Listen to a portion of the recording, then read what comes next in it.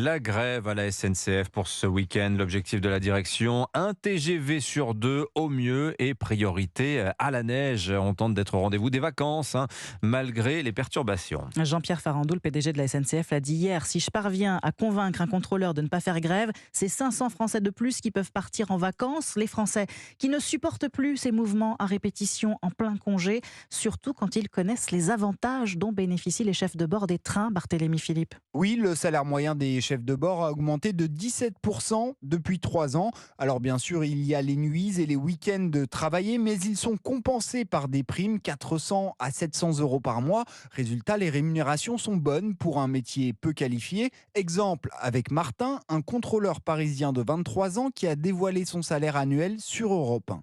38 000 euros. 38 000 euros. Avec les primes, Martin gagne 2 500 euros net par mois. L'autre avantage, c'est la retraite. Les contrôleurs embauchés avant 2020 partent à 57 ans. Ce sera 59 ans dès 2025. Les 64 ans ne s'appliquent qu'aux nouvelles recrues. Inacceptable malgré tout pour Stéphane Boulade de Sudrail. La première revendication, l'aménagement des fins de carrière pour partir à un âge qui permet encore de profiter un peu derrière et surtout qu'on ne voit pas des contrôleurs de 64 ou 67 ans sur les trains. C'est complètement irréaliste de penser que ce soit possible. Et pourtant, les caissières ou les employés de l'hôtellerie-restauration ne devraient pas y échapper. Barthélémy Philippe du service économie d'Europe 1.